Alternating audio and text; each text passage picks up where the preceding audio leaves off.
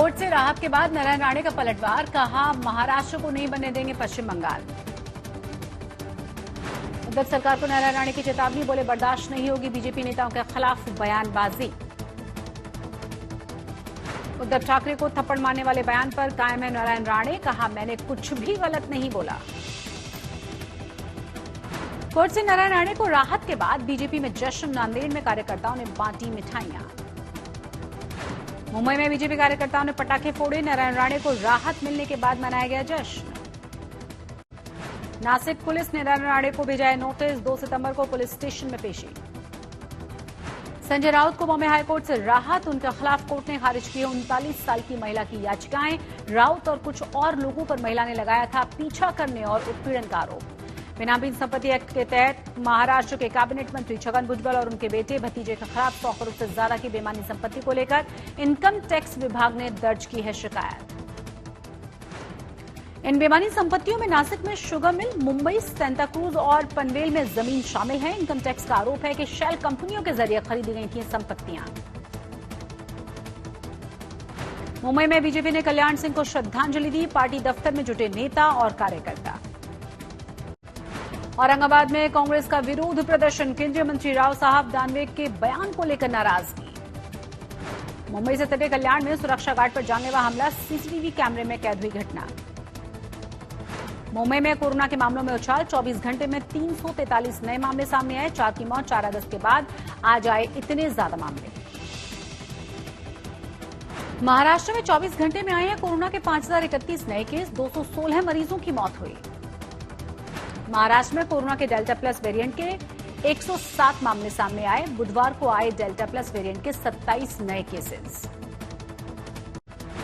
देश में 60 करोड़ से ज्यादा लगी कोरोना वैक्सीन की डोज, स्वास्थ्य मंत्री ने कहा मुफ्त वैक्सीन अभियान के तहत टीकाकरण अभियान तेज। अकोला में दूध उकर जली शादी समारोह के लिए आई बस, शॉर्ट सर्किट के बाद हुआ हादसा, किसी के हताहत होने की खबर नहीं।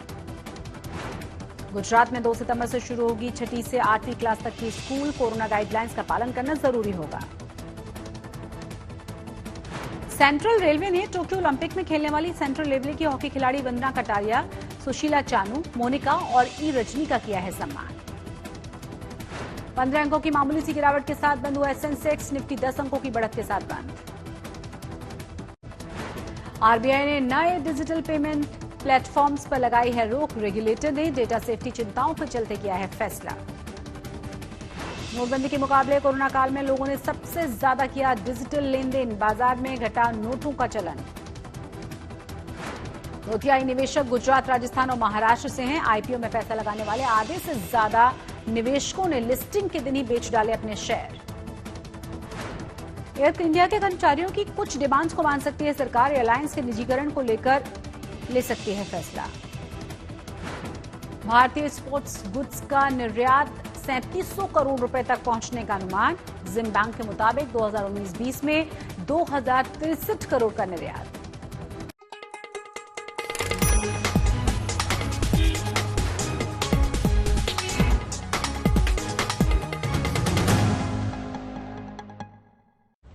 नमस्कार, आप देख रहे हैं आज तक और आपके साथ मैं हूं शशि तुषार शर्मा। महाराष्ट्र की राजनीति में राणे के नाम पर रण जारी है। राणे को जमानत जरूर मिल गई है, लेकिन बीजेपी और शिवसेना के बीच तल्खी और ज्यादा बढ़ चुकी है। इस पूरी सियासत में अब बीएमसी चुनाव का भी अक्स नजर आने लगा है।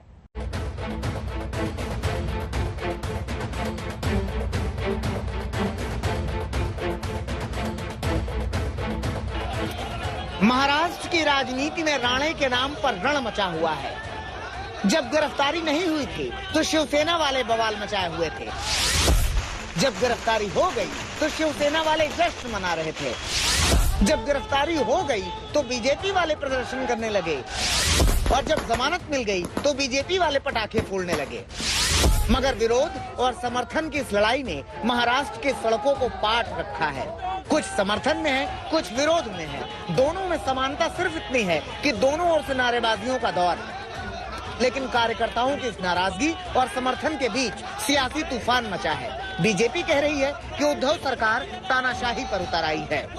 ये सत्ता का पूरा दुरुपयोग है, ये राजकीय राइवली है, दंडुकेशाही है, तानाशाही है कि एक वाक्य, जिस वाक्य को ट्विस्ट किया जा रहा है, उन्होंने थप्पड़ लगाऊंगा ऐसा नहीं कहा।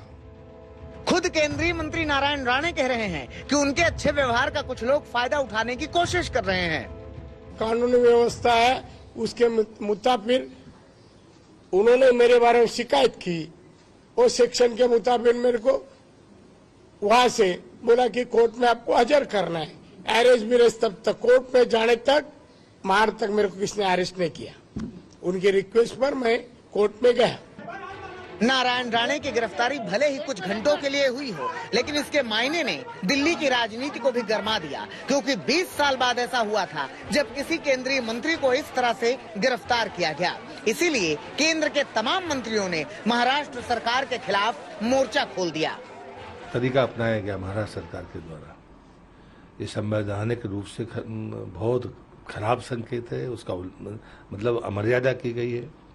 कानूनी तौर पर तो मुझे लगता है कि जैसे राजनीतिक सत्ता के दबाव में बाकी चीजें चल रही हैं, पुलिस भी चल रही है, बाकी लोग भी चल रहे हैं, ये जो चीजें हैं ये गलत परंपराएं बनाती हैं और मुझे लगता है कि इसकी जितनी निंदा हो वो कम है, लेकिन निंदा की बजाय खतरा बड़ा है और इसलिए महाराष्ट्र सरकार वो अपना क्या स्टैंड लेती है, ये देश के तमाम लोगों को इस पर चिंता करनी चाहिए।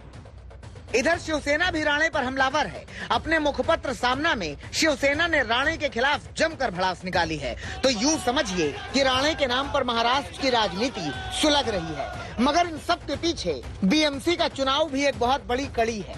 6 महीने बाद बीएमसी का चुनाव होना है। सबको मालूम है कि एक ऐसी नगर पालिका है जिसका बजट कई राज्यों के बजट से भी ज्यादा होता है। बीएमसी पर बरसों बरस से शिवसेना का कब्जा है। जाहिर सी बात है कि शिवसेना को बीएमसी से हटाने की रणनीति पर भी सियासत हो रही है। तो यूं समझिए कि राणे ने शिवसेना के खिलाफ बिगुल फूंककर एक तरह से बीएमसी चुनाव का बिगुल भी बजा दिया है।